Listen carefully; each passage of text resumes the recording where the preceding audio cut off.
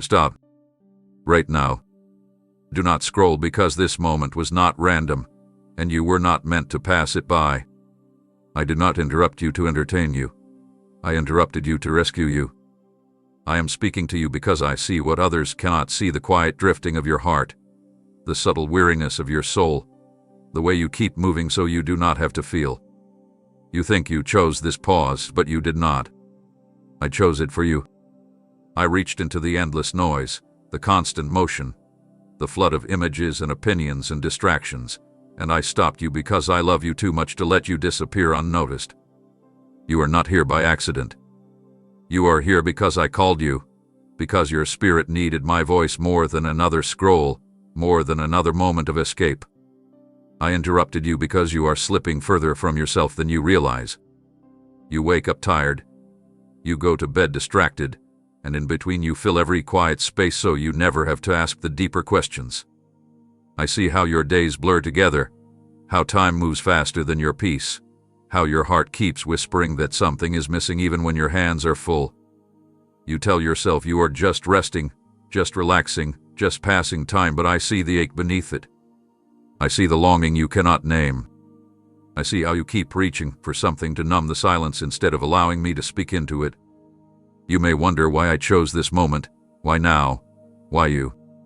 It is because you are standing at a quiet crossroads, even if you do not recognize it yet. One path keeps you distracted, busy, consumed, slowly disconnected from who I created you to be. The other path begins with awareness, with stopping long enough to listen. I interrupted you because if I did not, the days would keep passing, the noise would keep growing, and one day you would wake up wondering how you lost so much of yourself without ever making a conscious decision to let go. I will not allow that.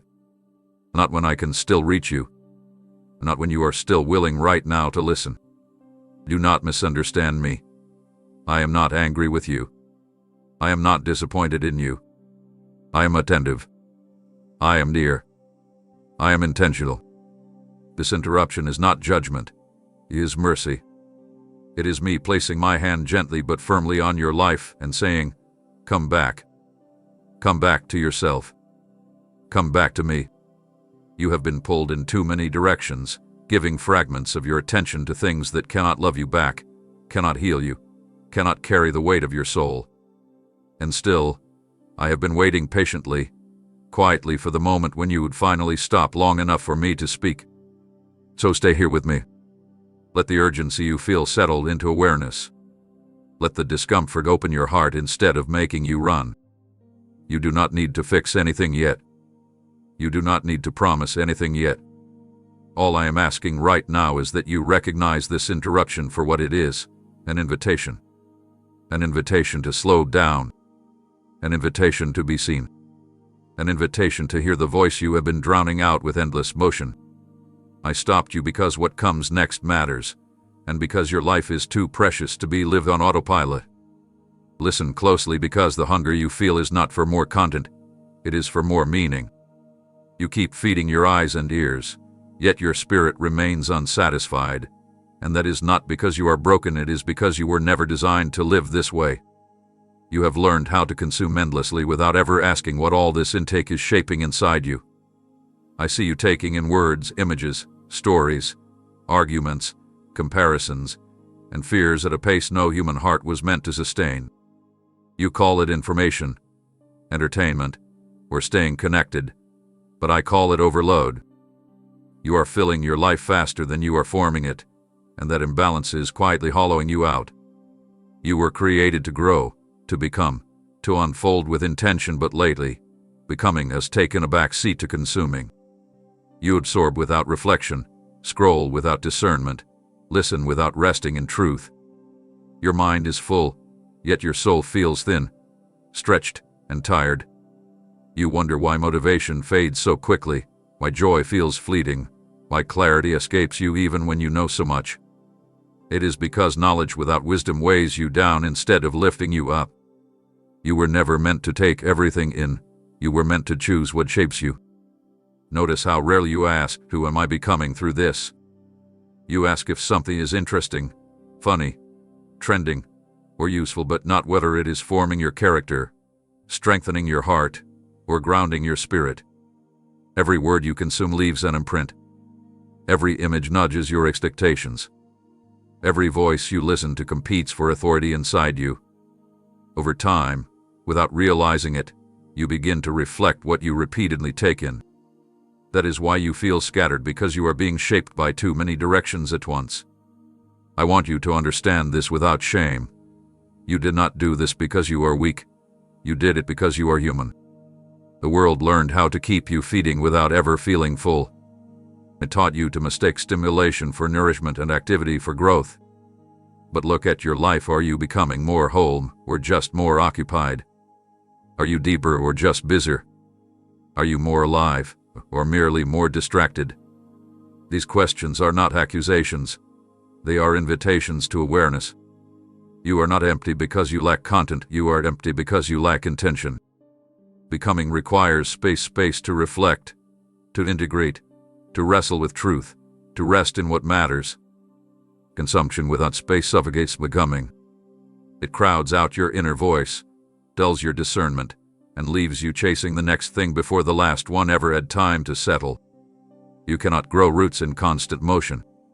I am calling you to sow the intake so growth can begin again. Not everything deserves your attention. Not every voice deserves a seat at the table of your heart. You do not need more to watch, read, or hear. You need more room to become. And that begins when you choose quality over quantity, depth over volume, presence over noise.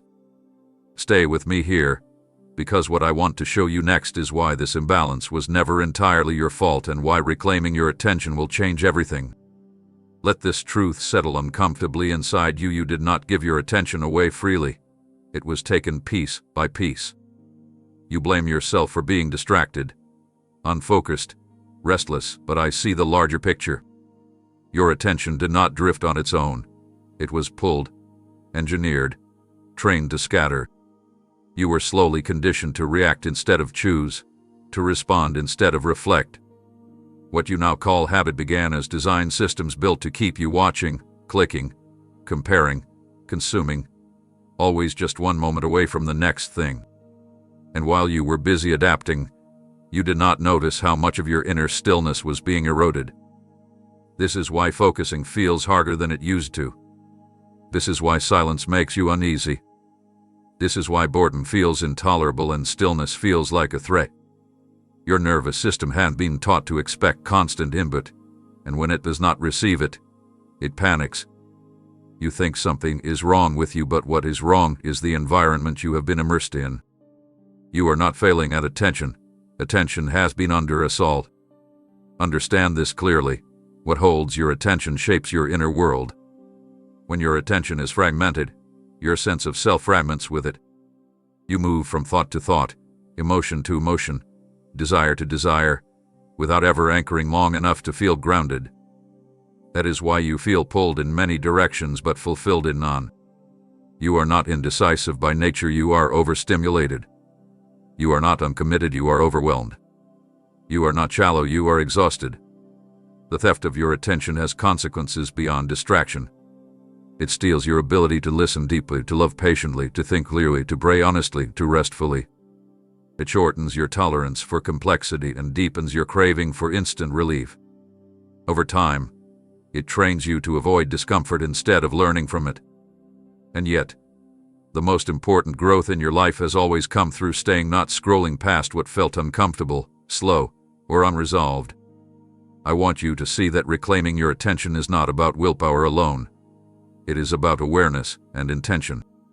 You cannot fight what you do not recognize. Once you see how often your attention is hijacked, you can begin to choose differently. Not perfectly, but deliberately. Each moment you notice yourself reaching automatically is a moment of regained power. Each pause is an act of quiet rebellion against a system that profits from your distraction.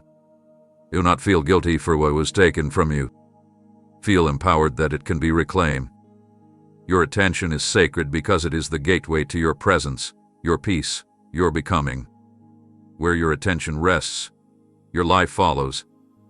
Stay with me here, because now that you are beginning to see what hath been happening to you, The next step is learning how to heal what distraction has damaged and how to return to a way of living that feels whole again.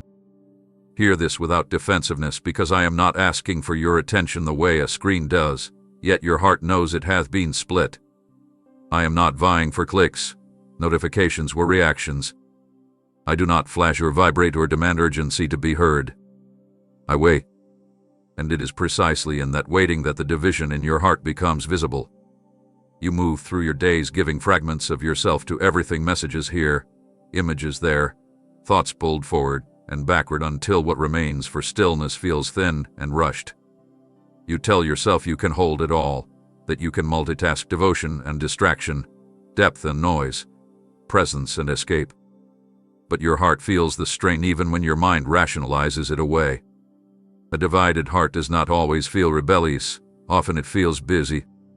You can still care, still hope, still believe, and yet feel internally scattered, unfocused, restless. That restlessness is not because you lack desire for what is meaningful. It is because your desire has been stretched across too many competing claims. Every small pull seems harmless, but together they create a constant tension inside you. You are everywhere and nowhere at once.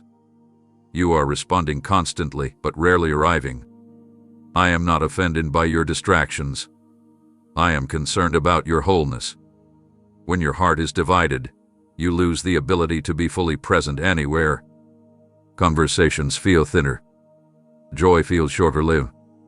Even moments meant to restore you are interrupted by the urge to check, refresh, confirm, compare. You begin to live as if every moment must be optimized or shared or validated, and in doing so, you miss the quiet fullness that only comes from being truly present. Understand this. Division does not happen because you choose against what matters, it happens because you never choose fully for it. Your heart does not need more effort. It needs alignment. When what you value and what you practice move in different directions, tension is inevitable. You say you long for peace, yet you keep feeding the habits that fracture your attention. You say you want depth, yet you rarely stay with anything long enough to go beneath the surface. This is not hypocrisy. It is hunger misdirected. I am inviting you to notice where your heart leans when no one is watching. What captures you first when you are tired? What do you reach for when you feel empty? What do you use to avoid feeling alone? These patterns reveal not your failure, but your longing. A longing is not something to solve, it is something to listen to. A divided heart is not a heart beyond healing, it is a heart asking for clarity. I am not asking you to abandon the world or fear technology, or withdraw completely. I am asking you to reunite what has been split, to choose moments of undivided presence, where you are not half here and half elsewhere. Even small acts of wholeness begin to restore you. When you choose to be fully present, even briefly, your heart exhales. It remembers what it feels like to rest in one place, to belong without interruption. Stay with me, because the discomfort you feel around stillness is not random, it is the doorway to the next truth you need to hear. Let this land gently, but honestly. Your fear of stillness is not weakness. It is avoidance learned over time. You fill every quiet space because silence has a way of bringing unfiltered truth to the surface. When movement stops, distractions fade, and noise settles, the questions you have postponed begin to speak. The feelings you numbed start to stir. The unresolved tensions you buried ask to be acknowledged. Stillness removes the buffers you have built, and that can feel overwhelming when you have grown accustomed to constant stimulation. You are not afraid of silence itself. You are afraid of what silence might reveal. In stillness, you notice the fatigue you have been ignoring. You notice the grief you never gave time to process. You notice the dissatisfaction that scrolling helped you outrun. And rather than face these truths, you learn to stay busy, to keep moving so nothing has time to catch you. This pattern kept you functional, but it also kept you fragmented. Stillness does not create discomfort, it exposes it. The discomfort was already there, waiting patiently beneath the noise. And because you did not feel equipped to face it, you taught yourself to avoid the very spaces where healing begins. Over time, your nervous system learned to associate quiet with danger and stimulation with safety. That is why slowing down feels unnatural. even threatening. But this reaction is not a verdict, it is a signal. Truth speaks in stillness because stillness gives truth room. When you stop filling the air, you begin to hear your own inner voice again, the one that knows what you need, what you miss, what you are avoiding. That voice has been whispering for a long time, but it was drowned out by constant input. Silence amplifies it, not to punish you, but to guide you. You do not have to obey every thought that arises, but you do need to listen long enough to understand what is being asked of you. Stillness is not a demand to fix everything at once. It is an invitation to notice without judgment, to sit with what is present rather than running from it, to let feelings move through you instead of locking them away. When you allow stillness, even briefly, you begin to metabolize experiences instead of carrying them unprocessed. This is how clarity returns, not all at once, but gently, layer by layer. You fear stillness because it feels like loss of control, but it is actually the beginning of self-trust. In stillness, you learn that you can survive discomfort without escaping it. You learn that emotions rise and fall if you let them. You learn that truth, once faced, loses its power to haunt you. The courage you are looking for is not loud or dramatic, it is quiet and patient. Stay here with me. Do not rush past this unease. Stillness is not your enemy. It is your teacher. And what it is teaching you next is how to rest without numbing, how to face truth without fear, and how to begin moving again, this time with intention rather than impulse. Pause here because the speed of your life has convinced you that you are moving forward, when in truth you are often just moving faster. You wake up and immediately step into motion, task following task, thought chasing thought, urgency becoming your native language. You call it productivity, responsibility, survival, but beneath it, there is a quiet confusion you rarely name.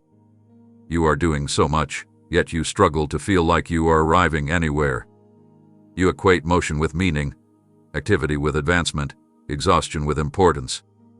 And because the world applauds busyness, you learn to applaud yourself for it too, even when your inner life began to thin. Movement is easy to mistake for progress because it creates the illusion of control. As long as you are moving, you do not have to ask if the direction makes sense. As long as your calendar is full, you do not have to sit with the question of fulfillment. You stay in motion to avoid the vulnerability of evaluation because evaluation might require change, and change requires courage. So you keep going, faster each year, believing that if you just maintain momentum, clarity will eventually catch up. But clarity does not chase speed, it waits for stillness. Progress is not measured by how much you do, but by how aligned you are with what matters. You can move endlessly and still remain internally stagnant. You can accomplish goals and still feel empty. You can check every box and still sense that something essential is being neglected. That sense is not ingratitude, it is intuition. It is the part of you that knows progress without direction is simply exhaustion dressed up as success. You were not created to outrun your own awareness. Yet you have trained yourself to treat slowing down as failure, rest as weakness, reflection as delay. This belief did not originate within you, it was absorbed. And once absorbed, it began shaping your choices. You choose speed over depth. You choose urgency over wisdom. You choose motion over meaning. Over time, this pattern disconnects you from your inner compass, leaving you dependent on external validation to tell you whether you are doing enough. But tell me, when was the last time movement truly satisfied you? When was the last time acceleration brought peace? The answer is not hidden from you. It has been whispering in your fatigue. You feel tired not because you are lazy, but because you are misdirected. You are expending energy without nourishment, effort without renewal. Progress drains you when it is not rooted in purpose. I am not asking you to stop moving altogether. I am asking you to redefine what forward means. Forward does not always look like faster. Sometimes forward looks like pausing long enough to recalibrate. Sometimes it looks like saying no to what drains you so you can say yes to what deepens you. Sometimes it looks like undoing before rebuilding. Movement guided by fear will always feel frantic. Movement guided by intention feels grounded, even when it is challenging. Stay with this awareness. Let it unsettle you just enough to invite honesty. Because once you recognize the difference between motion and progress, you are ready to hear why your exhaustion has been speaking louder than your ambition, and why listening to it may be the most faithful step forward you have taken in a long time. Do not dismiss this truth. You are more exhausted than you allow yourself to admit, and I have seen it all along. You have learned how to function while depleted, how to smile while running on empty, how to keep going when rest feels impossible or undeserved. You tell yourself that everyone is tired, that this is just how life is, that you will rest later when things slow down, when demands ease, when you finally catch up. But later keeps moving, and rest keeps being postponed, and your weariness has become so familiar that you mistake it for normal. Your tiredness is not only physical, it is emotional and mental and spiritual. It shows up as irritability you cannot explain, as numbness where passion used to live, as forgetfulness, procrastination, or quiet resentment. It shows up as the feeling that even things you once loved now require effort. You push through it because stopping feels risky, like everything might collapse if you pause. So you keep proving your resilience, even as resilience quietly turns into survival mode. I see the cost of this. I see how often you override your own limits. I see how rarely you listen to the signals your body and mind send you. Fatigue has become background noise, something you manage instead of address. And yet, exhaustion is not a badge of honor, it is a message. A message that something needs tending, not ignoring. When you are tired, your discernment weakens, your patience thins, your joy fades faster. You become more reactive, less rooted. This is not a moral failure. It is a biological and emotional truth. You pretend you are fine because being honest about your weariness would require vulnerability. It would require admitting that you cannot sustain this pace forever. It would require asking for help, adjusting expectations, disappointing someone, including yourself. So you minimize your fatigue, rationalize it, compare it to others who have it worse. But comparison does not heal exhaustion. It deepens it by invalidating your own experience. Rest is not something you earn after collapse. It is something you require to remain whole. You were not designed to live at the edge of depletion. When you ignore rest, you begin to borrow energy from tomorrow, creating a debt that eventually must be paid. That payment comes as burnout, disengagement, illness, or a sudden loss of meaning. None of these arrive without warning. They arrive after long seasons of being unheard. I am not asking you to quit your life. I am asking you to listen to it. To recognize that tiredness is not an enemy to conquer, but a signal to honor. When you allow yourself to rest without guilt, you do not become weaker, you become clearer. You regain the capacity to choose intentionally rather than reactively. You reconnect with what matters instead of merely managing what is urgent. Stay here. Do not rush past this recognition. Your tiredness is not asking you to give up. It is asking you to give yourself permission to pause. And in that pause, something essential begins to return, the part of you that knows how to live with depth instead of depletion, presence instead of pretense.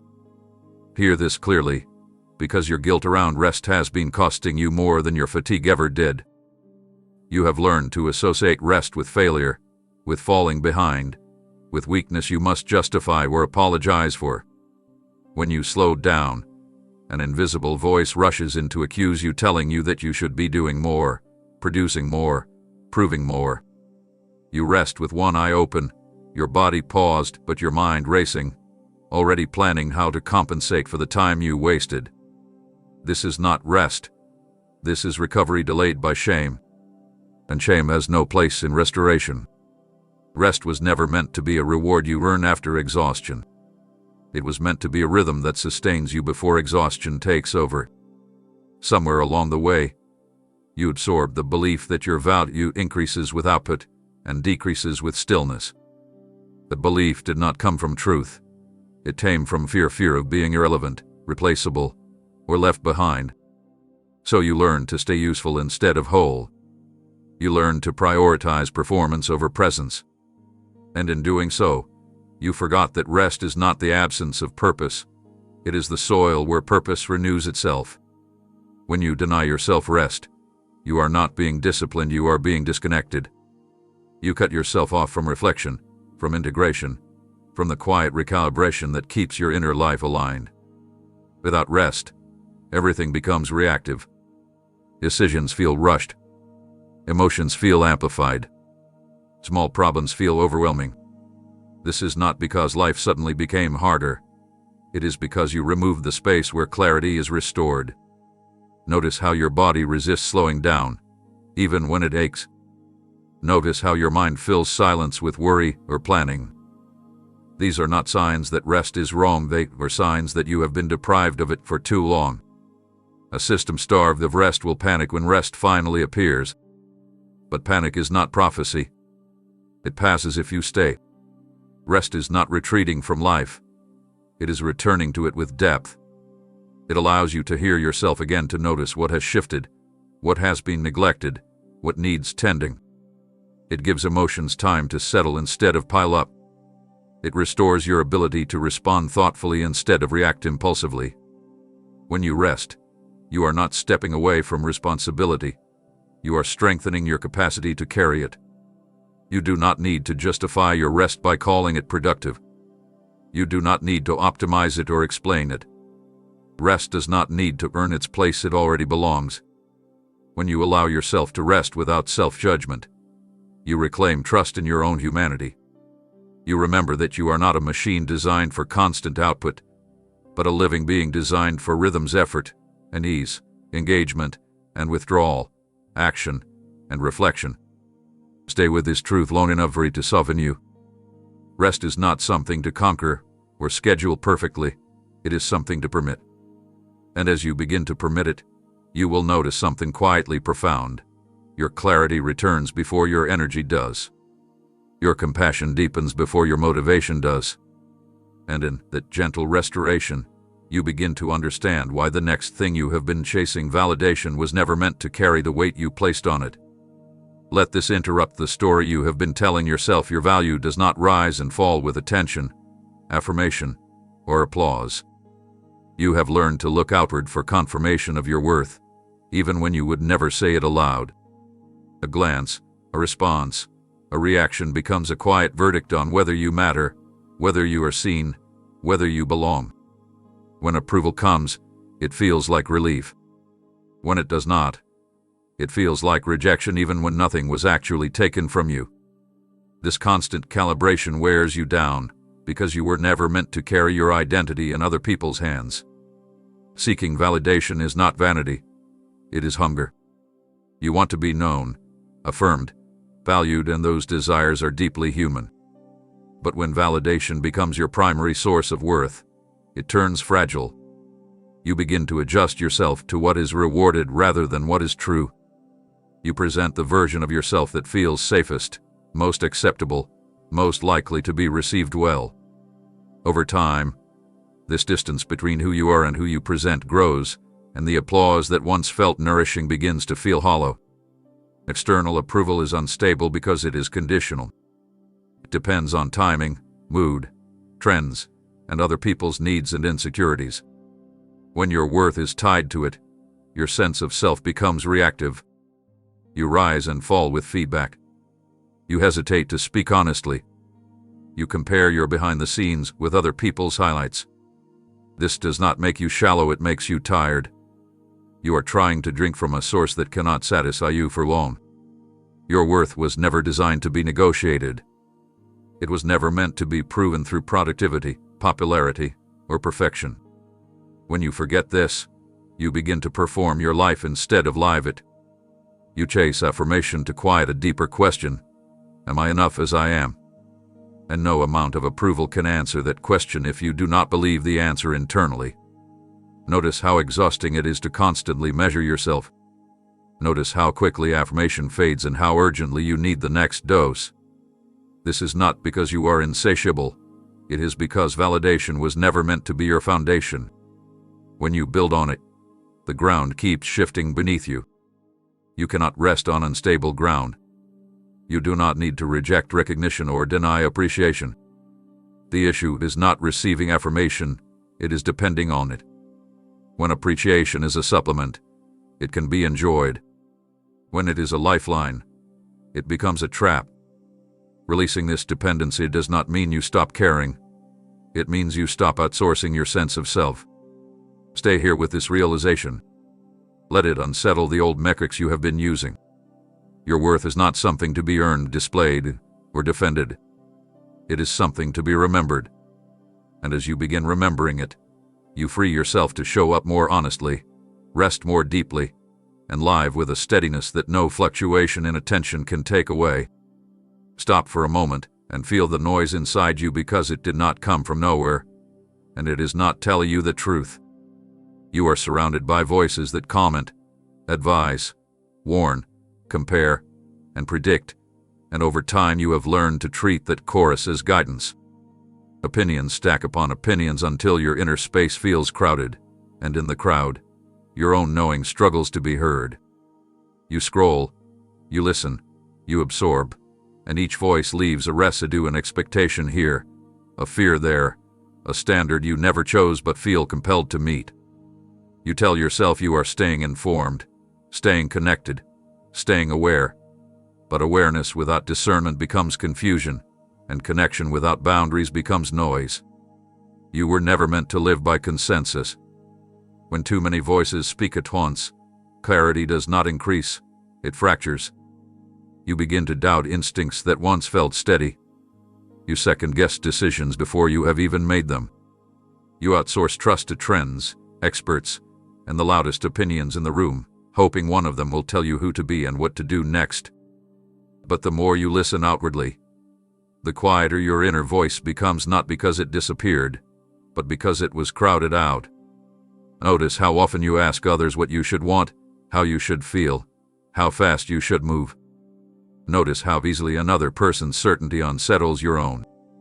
This is not because you lack wisdom. It is because you have been trained to distrust yourself. When voices multiply, responsibility diffuses, and you lose touch with the quiet authority that comes from knowing what aligns with you. The result is not peace but paralysis. Too many inputs leave you hesitant, reactive, and perpetually uncertain. Your inner voice speaks softly, not urgently. It does not shout over others, it waits for space. It speaks through intuition, discomfort, resonance, and calm clarity, not through pressure. But space has become rare in your life. Silence feels unfamiliar. Stillness feels unsafe. And so the voice that knows your rhythms, your limits, your truth waits patiently while louder voices dominate the conversation. Listening to many voices is not the same as listening wisely. Wisdom requires filtering, choosing which voices deserve access and which must remain outside. You do not need to absorb every opinion to be informed. You do not need to consider every perspective to be compassionate. You do not need to stay plugged in to stay relevant. Relevance is not found in constant input. It is found in grounded presence. When you quiet the noise, something subtle but powerful happens. Your body relaxes. Your decisions feel cleaner. Your yes becomes clearer and your no becomes easier. You remember what it feels like to trust your own discernment. This is not arrogance. It is alignment. You are not rejecting others, you are reclaiming yourself. Stay with this recognition. You are not broken because you feel confused. You are overwhelmed because you have been listening everywhere except within. As you begin to choose fewer voices, your inner voice will strengthen. And when it does, you will be ready for a different kind of relationship, not one based on performance or image, but on intimacy and truth. Let this disarm you, because you have been trying to be impressive when what you needed was to be honest. You learned, slowly and unconsciously, to measure yourself by how well you show up, how much you accomplish, how convincingly you present competence and strength. You perform even in spaces meant for connection. You curate responses, manage impressions, and polish your vulnerabilities before sharing them. This habit did not come from vanity. It came from survival. Somewhere along the way, You learned that approval felt safer than authenticity, and so you perfected the art of appearing okay even when you were not. Performance keeps you protected, but it also keeps you distant. When you perform, you control the narrative, but you also limit intimacy. You show what is acceptable, not what is real. You offer what will be received well, not what needs to be said. Over time, this distance becomes exhausting. You long to be known without explanation, accepted without effort, welcomed without proving. Yet you keep performing, hoping the applause will eventually feel like belonging. Intimacy asks for something different. It asks you to arrive as you are, not as you think you should be. It asks you to bring confusion, doubt, fatigue, longing, all the unpolished parts you usually edit out. Intimacy is not impressed by your achievements. It is moved by your honesty. It does not require consistency of performance. It requires consistency of presence. When you stop performing, you stop hiding. And when you stop hiding, connection becomes possible. You may fear that without performance, you will be overlooked or dismissed. But what truly isolates you is the distance performance creates. You can be admired and still feel unseen. You can be praised and still feel alone. Intimacy heals because it allows you to be witnessed without defense. It gives you permission to exist without earning your place. Notice how deeply you crave spaces where you can exhale, where you do not have to explain or justify or optimize yourself. That craving is not weakness, it is wisdom. It is the part of you that knows life was not meant to be lived on a stage. You were meant for connection that does not depend on how well you perform, but on how fully you show up. When you release performance, you regain energy. When you choose intimacy, you regain depth. You begin to speak more truthfully, listen more openly, and rest more fully. You discover that vulnerability does not diminish you, it grounds you. It does not make you fragile, it makes you real. Say here. Let the pressure to impress loosen its grip. You do not need to prove your worth or manage your image. What you need and what you have always needed is permission to be present without pretense. And as you allow that permission, something quietly transformative begins to unfold. You remember how to belong without performing, how to connect without hiding, and how to live from truth rather than expectation. Stay with this discomfort because the ache you keep pushing away is not your enemy. It is a messenger you never learned how to receive. You did not numb yourself because you are careless. You numbed yourself because you were overwhelmed. When pain arrived without explanation, when loss felt too heavy to carry, when disappointment repeated itself without resolution, you did what you knew how to do. You muted the volume. You distracted, you scrolled, you stayed busy. You intellectualized, you joked, you minimized. You told yourself it wasn't that bad, that others had it worse, that you'd deal with it later. And later became a habit, and the habit became a shield. Numbing feels like relief at first. It quiets the intensity, dulls the edges, keeps you functional. It allows you to keep moving without collapsing. But numbness is not neutral. It has a cost. When you numb pain, you also numb joy. When you avoid grief, you flatten gratitude. When you silence anger, you mute clarity. Over time, life begins to feel distant, muted, slightly unreal, not because it lacks meaning, but because you have put space between yourself and your own experience. Pain carries information. It points to boundaries that were crossed, needs that were unmet, values that were violated, losses that deserve to be honored. When you numb pain, you lose access to that information. You stay stuck repeating patterns because the signal that would guide change hath been silenced. This is why the same ache keeps returning in different forms: fatigue, irritability, restlessness, emptiness. The pain did not leave. It changed languages. You were never meant to drown in pain, but you were meant to feel it long enough to learn from it. Pain asks questions you cannot answer while distracted. It asks you to slow down, to pay attention, to tell the truth about what happened and how it affected you. It asks you to grieve what was lost instead of pretending it didn't matter. It asks you to acknowledge the limits you ignored and the care you withheld from yourself. None of this is punishment. It is orientation. You may fear that if you let yourself feel, the feelings will never end. That fear is understandable, but it is not accurate. Emotions move when they are met. They linger when they are avoided. Feeling is not the same as indulging. You can feel without spiraling, grieve without drowning, acknowledge without being consumed. The skill you were never taught is how to stay present with pain without letting it define you. Numbing became your strategy because no one showed you a safer way. But now, the strategy is costing you aliveness. You are surviving, but you are not fully living. Relearning how to feel is not a regression. It is a maturation. It requires gentleness, patience, and permission to be affected, permission to need care, permission to slow down when something hurts. Say here. Do not rush to fix what you are beginning to feel. Let sensation return gradually. Let yourself notice without judgment. Pain is not asking you to suffer endlessly. It is asking you to listen briefly and honestly. And when you do, you will discover that what you feared would destroy you actually begins to guide you toward boundaries, toward healing, toward a deeper, steadier sense of self that no distraction could ever provide. Listen carefully, because the parts of you that feel most broken are not disqualifications. They are doorways. You learned to hide your wounds because exposure felt dangerous.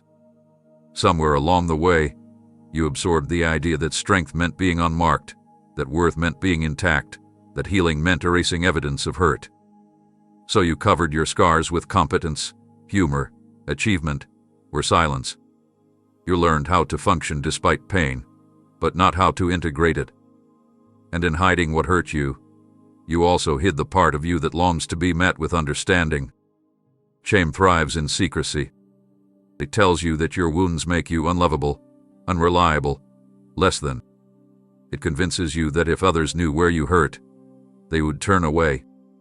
So you keep your pain private, believing isolation is safer than rejection. But isolation does not heal wounds, it deepens them. What heals is being seen without being condemned, being acknowledged without being minimized, being accepted without being fixed. Your wounds are evidence of where you cared, where you risked, where you hoped. They mark places where you were open enough to be affected by life. That is not weakness, that is courage. A wound does not mean you failed, it means you live. The shame you carry is not inherent to the wound. It was layered on top of it by misunderstanding, dismissal, or silence. When you separate the wound from the shame, something shifts. The wound becomes a teacher instead of a verdict. Wounds invite you inward. They ask you to tend to parts of yourself you once ignored. They teach you empathy for others who hurt differently than you do. They refine your discernment, deepen your compassion, and clarify your values. When integrated, wounds do not shrink you, they expand you. They give your life texture, depth, and resonance. They make your kindness credible because it is informed by experience. You may believe healing requires you to move past your wounds quickly, to get over it, to stop bringing it up. But true healing is not avoidance. It is integration. It is allowing the wound to be part of your story without letting it become the whole story. It is learning how to carry what happened without being defined by it. This takes time, honesty, and patience, qualities you can cultivate when you stop judging yourself for hurting. An invitation asks for response, not perfection. Your wounds invite you to slow down, to ask for support, to set boundaries, to speak truthfully about what you need. They invite you to choose gentleness over self-criticism, curiosity over condemnation. When you accept the invitation, healing becomes collaborative rather than solitary. You stop trying to fix yourself alone and begin allowing connection to do its quiet work. Stay with this refrain. You are not damaged goods waiting to be repaired. You are a living being in the process of becoming whole. Your wounds do not make you less worthy of love, they make love more necessary. And as you allow yourself to be seen where you once hid, you will discover that what you feared would repel connection actually becomes the place where connection begins to grow, steady and real, at your own pace. Stop measuring your life against fragments of someone else's story because comparison has been quietly draining the life out of you. You look sideways far more often than you look inward, and every glance invites a judgment you never meant to make. You compare your pace to theirs, your progress to theirs, your joy to theirs, your wounds to theirs. You scroll through curated moments and assume they represent whole lives, then wonder why yours feels heavier, slower, less certain. Comparison feels harmless at first, almost motivating, but beneath it, a subtle erosion takes place. Gratitude thins. Confidence wavers. Presence slips away. You begin living as if your life must be justified by how it stacks up against someone else's.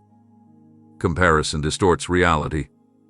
It asks you to weigh incomparable things: your private struggles against someone else's public victories, your behind the scenes against their highlight reel, your unfolding against their snapshot. It convinces you that timing is a competition and uniqueness is a liability. You begin to mistrust your own rhythm, questioning whether you are late, behind, or failing, when in truth you are simply different. Different seasons require different speeds. Different callings require different paths. When you compare, you flatten all of that complexity into a single, false metric. Notice how comparison never points you toward peace. Even when you come out ahead, it leaves you anxious, afraid of losing ground. Even when you fall behind, it leaves you ashamed, afraid of being left out. Comparison offers no resting place. It keeps you striving, scanning, adjusting, never arriving. You were not meant to live under constant evaluation. You were meant to live rooted in truth about who you are, what you carry, and what this season is asking of you. You compare because you want reassurance. You want to know you're okay, that you're doing enough, that your life makes sense. But comparison cannot give you that reassurance, because it is not designed to tell the truth. It is designed to provoke insecurity. It feeds on uncertainty and multiplies it. The more you compare, the less you trust yourself. The less you trust yourself, the more you look outward for confirmation. This loop keeps you busy but disconnected. Your life was not designed to be a replica. It was designed to be an expression. When you compare, you abandon that expression in favor of imitation.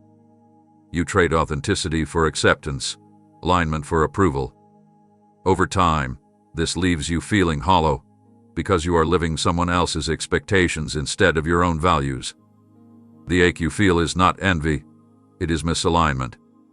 Release the illusion that there is one correct timeline, one acceptable outcome, one version of success. Your growth is not late.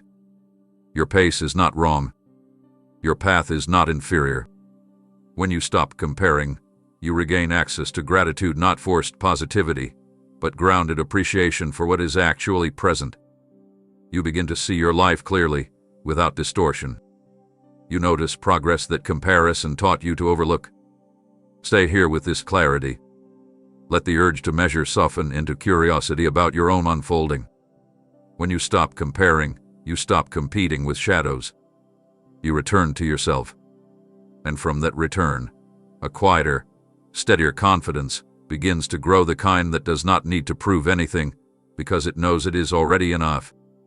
Let this question slow you down. What are you giving your life to that cannot give life back to you? You invest time, energy, and emotion into things that promise immediacy, recognition, achievement, novelty, momentum. These pursuits are not wrong, but they are incomplete. They shine brightly and briefly, then demand more to keep their glow. You chase the next milestone, the next purchase, the next affirmation, believing satisfaction will arrive when you finally secure what you are reaching for. But satisfaction keeps moving, and you keep reaching, and the cycle quietly exhausts you. What fades always asks for maintenance. It must be refreshed, abated, defended, replaced. When you build your life around what fades, you live in constant upkeep. You feel pressure to stay relevant, impressive, productive. You fear slowing down because stillness threatens the illusion of permanence you constructed. Yet deep down, you know these pursuits cannot anchor you. They change you too quickly. They depend too much on circumstances beyond your control. What lasts is quieter. It does not beg for attention or announce itself loudly. It grows slowly, often invisibly, through consistent care. What lasts is integrity, doing what aligns even when no one is watching. It is presence, being fully here instead of perpetually elsewhere. It is relationship built through honesty, patience, and time. It is wisdom earned through reflection rather than speed. These things do not trend, but they endure. They hold you when everything else shifts. You neglect what lasts not because you do not value it, but because it does not offer immediate reward. Depth takes time. Character develops gradually. Trust grows through repetition. In a world trained to prioritize speed, you learn to undervalue what cannot be rushed. But the emptiness you feel after achieving what you once wanted is not ingratitude, it is information. It is telling you that you reached the wrong finish line. Ask yourself where your attention goes when you are tired. What do you reach for to feel alive? What do you protect when something threatens it? These answers reveal what you have been chasing. And they also reveal what has been waiting, often neglected, often quiet for your return. The things that last do not demand urgency. They invite commitment. They ask you to choose them repeatedly, even when there is no applause. You do not have to abandon ambition to invest in what lasts. You have to reorient it. Let your efforts be guided by meaning rather than urgency. Let your goals be shaped by values rather than validation. When you invest in what lasts, your life gains weight and coherence. Even the temporary things you pursue become healthier because they are no longer carrying the burden of permanence. Stay with this reorientation. You are not being asked to renounce the world, but to anchor yourself within it. When you choose what lasts, you begin to feel steadier, less reactive, more at home in your own life. And from that grounded place, the chase finally slows, not because you gave up, but because you found something worth staying with. Let this steady you, because the quiet shaping of your inner life matters more than the constant filling of your outer one. You have learned to track inputs, what you watch, read, hear, buy, and consume. You count steps, minutes, metrics, and milestones, believing that accumulation will translate into transformation. But becoming does not happen by volume. It happens by integration. It happens when what you take in is given time to settle, to challenge you, to rearrange priorities, to form character. Without that space, consumption becomes noise, loud, impressive, and empty. Who you are becoming is shaped less by what you encounter, and more by how you engage. You can consume meaningful things without letting them touch you, and you can encounter ordinary moments that profoundly change you. Becoming requires attention, reflection, and choice. It asks you to pause long enough to ask, what is this doing to me? Rather than what's next. When you skip that question, you move quickly but shallowly. You stay informed without being formed. Your habits are teachers. They instruct your nervous system what to expect, your mind what to value, your heart what to prioritize. Repetition carves pathways inside you, and over time those pathways become defaults.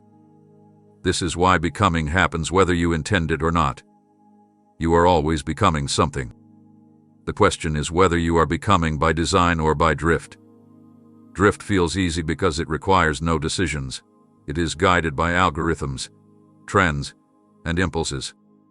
Design requires intention, and intention requires presence. Notice how your inner weather changes depending on what you repeatedly take in. Some inputs agitate you, speed you up, narrow your compassion, and sharpen your comparisons. Others ground you, slow you down, widen your perspective, and deepen your patience. These effects are not random, they are cumulative. You do not need to demonize consumption to be honest about its impact. What you allow into your awareness leaves traces.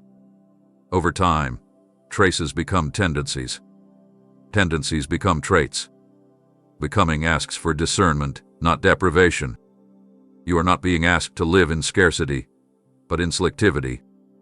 Selectivity is not restriction. It is respect for your attention, your energy, your growth. When you choose what shapes you, you reclaim authorship of your life. You move from reacting to cultivating. You begin to curate inputs that nourish rather than numb, challenge rather than overwhelm, steady rather than scatter. Becoming also requires patience. You want visible results quickly, but inner formation is subtle. It shows up as increased clarity in decision-making, gentler self-talk, stronger boundaries, deeper empathy. These changes rarely announce themselves, yet they alter the trajectory of your life. You cannot rush them without distorting them. When you try, you end up performing growth instead of embodying it. Ask yourself not just what you consume, but what you practice. What do you repeat when no one is watching? What patterns do you reinforce daily? These are the true architects of who you are becoming. Small, consistent choices shape you more than dramatic, occasional efforts. This truth is not glamorous, but it is liberating. You do not need a complete overhaul to change direction. You need sustained alignment. Stay with this focus on becoming. Let it simplify your choices. When you prioritize who you are becoming, decisions become clearer. You choose depth over speed, resonance over reach, meaning over momentum. And as this alignment strengthens, you will find yourself less tempted by endless consumption, not because you lack access, but because you have found a steadier source of nourishment within. Breathe into this, because the distance you feel is not evidence of absence but of attention misplaced. You imagine closeness as something you must travel toward, earn, or unlock through effort. You assume you are far because you feel scattered, distracted, or inconsistent. But closeness is not a reward for perfection. It is a consequence of presence. When you are present, you are near. When you are fragmented, everything feels distant, even what has never left. You have been searching outward for reassurance that could only be found inward. You look for signs, confirmations, breakthroughs, moments that will finally convince you that you are connected, grounded, held. And in the searching, you overlook the simplest truth: presence is available now. Not later, not after you fix yourself, not once you quiet every thought. Now, the doorway is not locked. It never was. Distance is often created by distraction, not separation. When your attention is divided, you experience life as thin and far away. Moments pass without landing. Conversations happen without contact. You are technically present but internally elsewhere, reviewing, anticipating, comparing, planning. This internal elsewhere creates the illusion that connection is missing. But when you gather your attention back into the present moment, something shifts. What felt far becomes immediate. What felt silent becomes perceptible.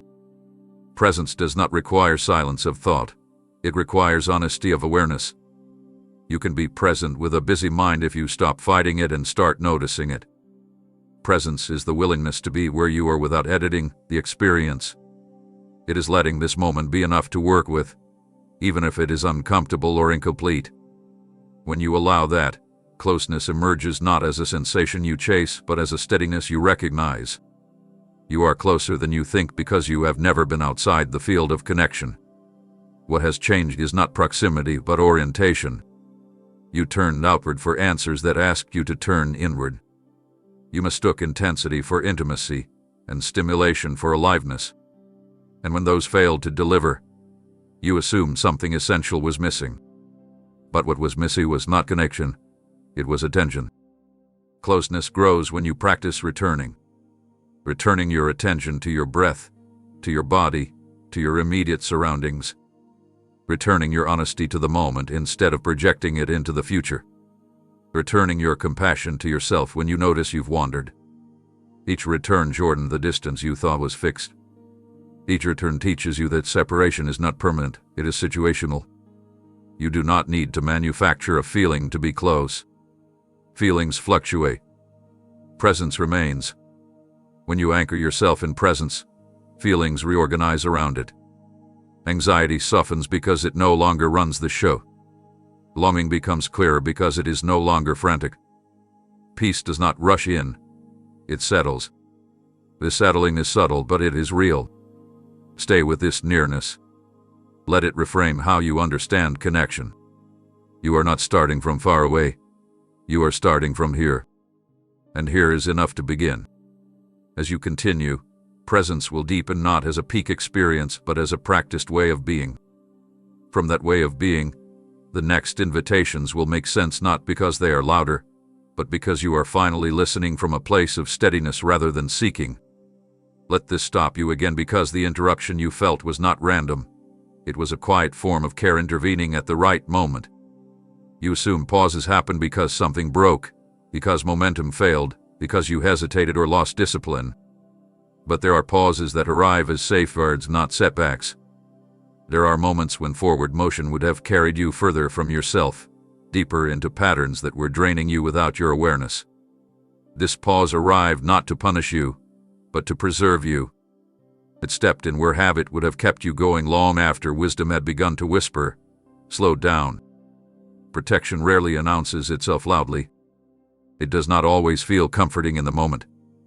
Often it feels like frustration, interruption, or discomfort, anything but relief. You wanted continuity, and instead you were given stillness. You wanted answers, and instead you were given space. You wanted confirmation, and instead you were given a question. These are not signs of abandonment. They are signs of timing. When you are protected from something, you are often protected from seeing the full cost of what would have happened if you had continued unchanged.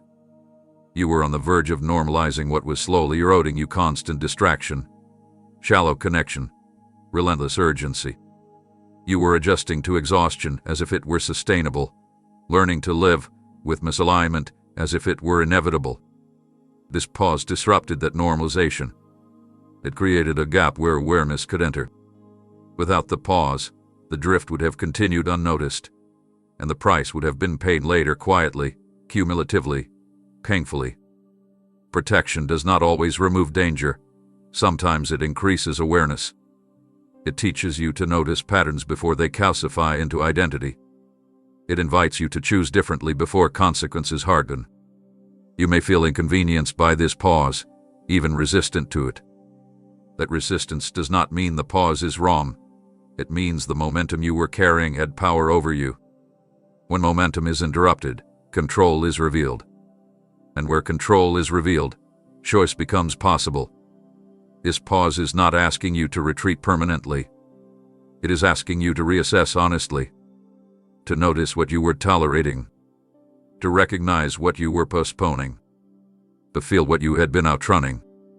Protection often looks like confrontation with reality about your limits, your needs, your direction. It brings you face to face with questions you did not want to ask because asking them might require change. You are protected not only from external harm, but from internal erosion. When you live misaligned for too long, you lose sensitivity to your own inner signals. You stop trusting discomfort as information and start treating it as an obstacle. This pause restores that sensitivity. It reawakens discernment. It reminds you that not everything urgent is important, and not everything familiar is healthy. Do not rush to escape this interruption. Let it do its work. Let it reveal what needs to be seen. Let it clarify what needs to be chosen. Protection does not mean you will never face difficulty. It means you are given a chance to face it consciously rather than blindly. This pause is a threshold. How you move forward from it matters more than how quickly you do. Stay here a moment longer. Notice what feels different already, not resolved, but clearer. Not fixed, but more honest. Protection often feels like slowing down long enough to realize you were headed somewhere you no longer want to go. And now that you see that, the next invitation becomes clearer, not as a demand, but as a choice you are finally ready to make. Choose now, not grammatically, not perfectly, but deliberately, because presence is a practice, and every practice begins with a decision. Noise will always be available. It will always offer itself as relief, distraction, stimulation, certainty. It will promise to keep you entertained, informed, and occupied enough to avoid discomfort. Presence offers none of that glamour. Presence offers honesty. It offers simplicity. It offers the unfiltered reality of what is here, now, without edits or escape routes. And that is precisely why it feels unfamiliar. You have been trained to live elsewhere. Choosing presence does not mean eliminating noise entirely. It means refusing to let noise be your default state. It means noticing when you are reaching for distraction automatically and asking, "What am I avoiding right now?" It means staying with a moment a few seconds longer instead of immediately filling it. It means listening fully instead of half listening while preparing your response. These choices are small, but they accumulate. Presence grows through repetition, not intensity. When you choose presence, you choose to inhabit your life rather than skim it. You begin to feel again not just pleasure and pain, but texture, nuance, subtlety. You notice how your body responds to different environments, how your mind calms when it is not constantly stimulated, how your emotions settle when they are acknowledged instead of suppressed. Presence returns you to yourself. Noise pulls you away. Noise fragments time. Presence gathers it. When you are present, moments feel fuller, even if nothing extraordinary happens. A simple conversation carries more weight. A quiet task becomes grounding. Even rest feels more restorative because you are actually there for it. Noise, on the other hand, speeds everything up. Hours disappear without memory. Days blur. Life feels thinner, not because it lacks content, but because you were never fully inside it. Choosing presence also changes how you relate to others. You stop listening to respond and start listening to understand. You notice emotions beneath words.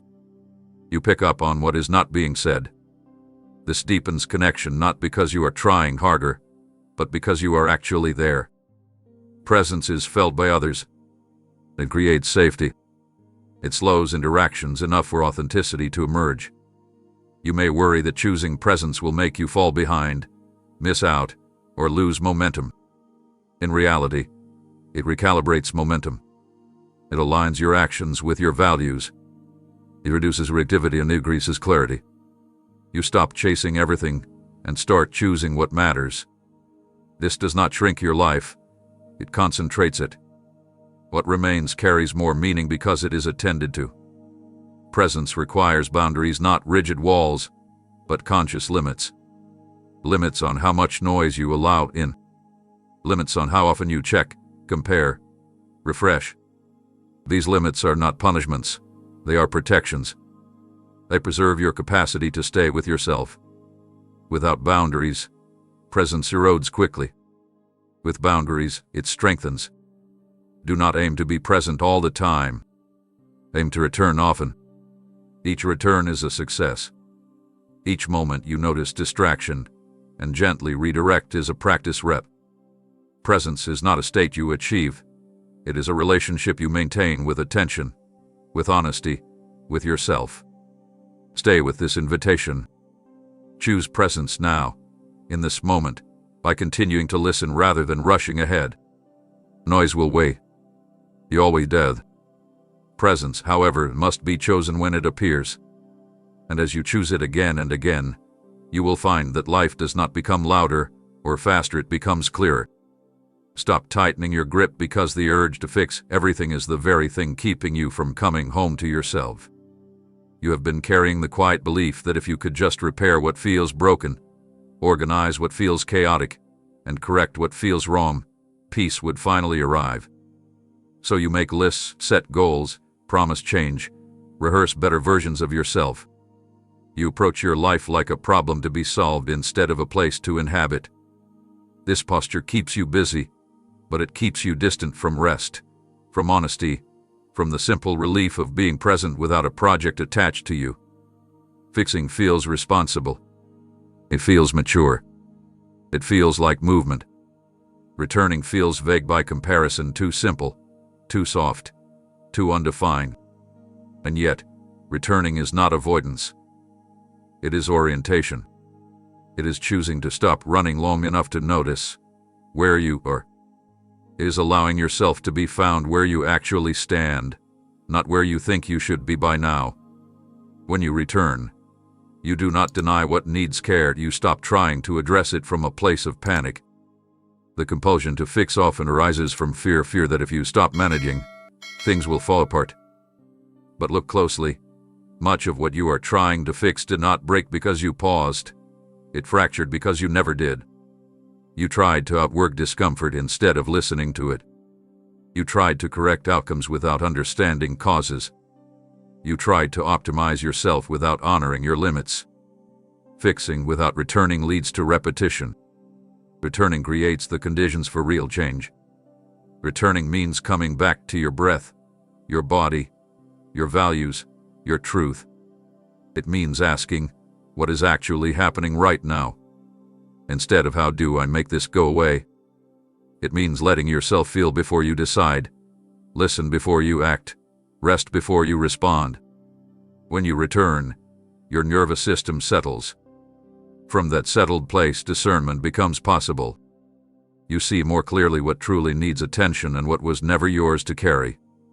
You do not need to fix your past to return to the present. You do not need to resolve every emotion to allow yourself to feel. You do not need a plan to begin being honest. Returning is not a destination. It is a practice of coming back again and again when you notice you've wandered into urgency, self-criticism, or distraction. Each return weakens the belief that you must be perfect to be at peace.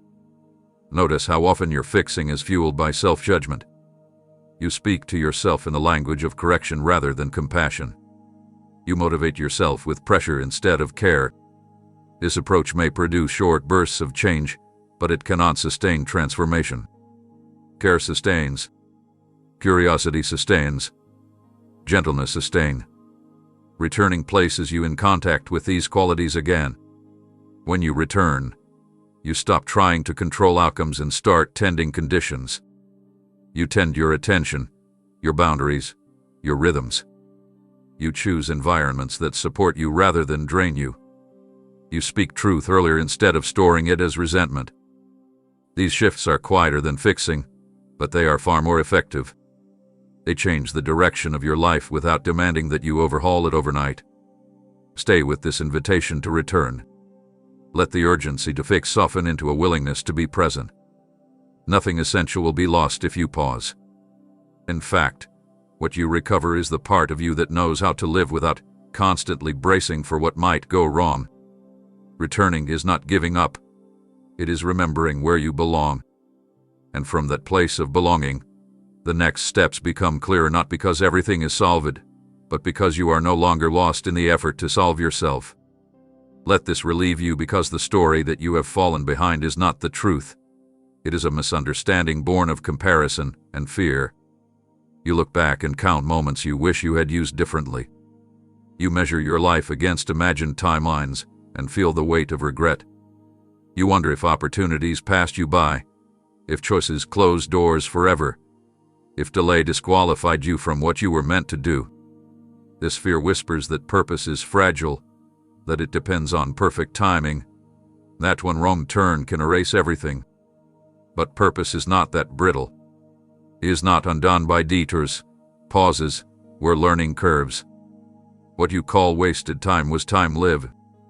It shaped you, taught you, revealed your limits, refined your values. Even the seasons you wish you could erase contributed to your depth. You learned what does not satisfy you. You learned how distraction feels from the inside. You learned the cost of urgency without alignment. These lessons are not footnotes. They are foundations. Purpose is not a straight line, it is a convergence of experience, insight, and readiness. You assume purpose is something you must chase, cache, and secure before it disappears. In truth, purpose matures as you do. It becomes clearer as you integrate what you have lived. It adapts to who you are becoming. When you grow, purpose grows with you. It does not expire because you took longer than expected. It waits, reshapes, and reemerges when you are ready to meet it with integrity rather than haste. Notice how your understanding of what matters has changed over time. What once felt urgent now feels shallow. What once seemed insignificant now feels essential. This shift is not loss. It is discernment. Purpose that aligns with your current values is stronger than purpose pursued from a place of pressure. You are not late. You are ripening. Readiness is not about age or speed, it is about coherence between your inner life and your outer actions. You fear that if you start now, it won't count. That belief keeps you stuck in regret rather than rooted in possibility. Starting now is not settling. It is honoring where you actually are. Purpose is activated by presence, not by perfection. When you show up with honesty and attention, what you do next carries weight. Small steps taken from alignment matter more than large leaps taken from fear. There is nothing about you that needs to be erased for purpose to move forward. Your doubts, your scars, your missteps, they inform how you show up with humility, empathy, and clarity. Purpose is not about proving worth. It is about expressing truth through action. When you stop trying to redeem the past and start inhabiting the present, purpose finds traction again. Stay with this reassurance. You are not behind schedule. You are on a human timeline. The only thing that truly delays purpose is the belief that you have missed it. Release that belief. Let your attention settle into what is alive now: your curiosity, your capacity, your willingness to engage. From here, purpose does not need to be forced. It unfolds as you do. And as you continue, you will see that nothing essential was lost, only transformed into wisdom you are finally ready to use. Pay attention to this, because the direction of your life is quietly following whatever holds your focus. You often think of the future as something distant, shaped by big decisions, dramatic opportunities, or sudden breakthroughs. But the future you are moving toward is being constructed in far smaller ways, moment by moment, through what you repeatedly give your attention to. Attention is not neutral. It feeds, strengthens, and reinforces whatever it rests upon. What you dwell on becomes familiar. What becomes familiar begins to feel inevitable. And before you realize it, you are living inside patterns you never consciously chose. When your attention is scattered, your future fragments with it. You chase many things lightly but nothing deeply. Your energy diffuses. Your intentions weaken. You feel busy without feeling directed. This is not because you lack vision, but because vision requires sustained attention, and sustained attention has been trained out of you. You live reactively, responding to what is loudest, most urgent, most immediate, while what matters quietly waits in the background, undernourished. Attention is the bridge between intention and action. You can want change sincerely and still remain unchanged if your attention keeps returning to the same loops: worry, comparison, distraction, self-criticism. These loops rehearse the same future again and again.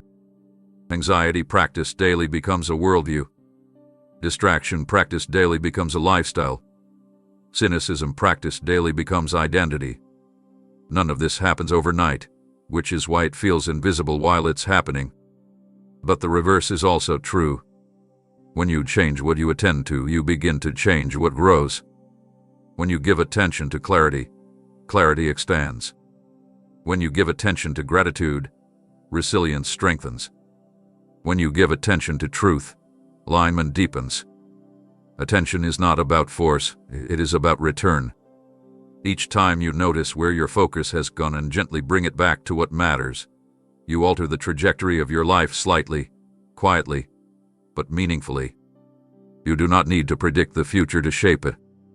You need to practice presence with intention. Ask yourself regularly, what am I feeding with my attention right now? Is it fear or possibility? Is it resentment or understanding? Is it urgency or depth? These questions are not meant to shame you. They are meant to empower you. You cannot control everything that enters your awareness, but you can choose what you linger on. Attention also determines what you believe is possible. If you constantly attend to limitation, your imagination shrinks. If you constantly attend to noise, your discernment dulls. If you constantly attend to what others are doing, you lose touch with what you are called to do. Reclaiming attention restores authorship. You stop being pulled and start choosing. This shift does not require radical isolation. It requires conscious engagement. You may feel discouraged thinking your attention habits are too ingrained to change. But attention is trainable. It responds to patience, not punishment. Begin with noticing, not fixing. Notice when your mind spirals. Notice when you reach for distraction automatically. Notice without judgment, Then redirect gently. This redirection is the work. Each time you do it, you strengthen your capacity to choose deliberately rather than reactively. Your future is not waiting for a perfect version of you to arrive. It is responding to the version of you that is practicing attention right now. Small shifts compound. A few minutes of presence daily outweigh hours of intention without follow-through. Over time, what once required effort becomes natural. Your nervous system learns safety. Your mind learns focus. Your life learns coherence. Stay here with this responsibility not as a burden, but as an invitation. You are not powerless in shaping what comes next. Your attention is already shaping it. The question is whether it is doing so by default or by design. And now that you see this, the next step is not dramatic, it is simple, steady, and quietly transformative. Do not rush away from this moment because what happens next depends on whether you remain present or return to old reflexes. You have felt this before. A pause that feels different. A clarity that feels gentle but firm. A sense that something important is being offered without pressure. And often, just as it begins to settle, you move on. You scroll. You distract. You tell yourself you'll come back later when there's more time, more energy, more certainty. But later is where awareness goes to fade. What matters asks to be met now, while it is alive in you. Staying does not mean committing to a grand promise or a permanent transformation. It means allowing this moment to finish its work. It means resisting the urge to immediately translate insight into action steps or productivity. It means letting understanding sink beneath the surface rather than skimming it and moving on. Staying is an act of respect for yourself, for what you're learning, for the process unfolding within you. You are used to movement. Staying feels unfamiliar, even risky. Without motion, you worry you'll lose momentum or miss something else. But staying is not stagnation. It is integration. It is where meaning consolidates. When you stay, connections form between ideas, emotions, and intentions. You begin to sense what resonates and what does not. You allow your nervous system to settle enough to recognize truth not as excitement, but as steadiness. Notice the urge to conclude, to wrap this up neatly, to turn it into something consumable and finished. That urge comes from habit, the habit of treating everything as content rather than experience. But this is not meant to be consumed quickly. It is meant to be inhabited slowly. Staying means allowing yourself to be affected. It means letting questions remain open instead of forcing answers prematurely. You do not need to decide your whole future right now. You need to stay long enough to hear what is being asked of you next. That asking is subtle. It does not shout. It often sounds like a quiet nudge toward honesty, a gentle boundary you know you need, a small change you've been postponing. If you rush away, you miss it. If you stay, it becomes clear. Staying also means practicing trust that nothing essential will be lost if you pause. Trust that clarity does not vanish when you stop striving. Trust that you are allowed to take up time and space without immediately justifying it. This trust is not passive. It is courageous. It goes against a culture that rewards speed over depth and answers over understanding. You may think staying requires strength you don't have. In reality, staying requires permission more than effort. Permission to be here. Permission to not know yet. Permission to let this moment be enough. When you grant yourself that permission, something softens. Pressure loosens. Curiosity returns. From that place, the next step, whatever it is, emerges naturally. Do not interpret staying as finality. This is not an ending. It is an opening. The conversation does not stop here, it deepens. But depth only happens when you remain present long enough for it to take root. So stay. Not forever. Just now. Stay with what you feel. Stay with what you've recognized. Stay with the quiet sense that something meaningful has begun. And when you eventually move forward, and you will move from this place of presence rather than habit, let this moment travel with you, shaping how you choose, how you notice, how you return. Staying now changes how you go later. And that, quietly, is where everything begins. Amen.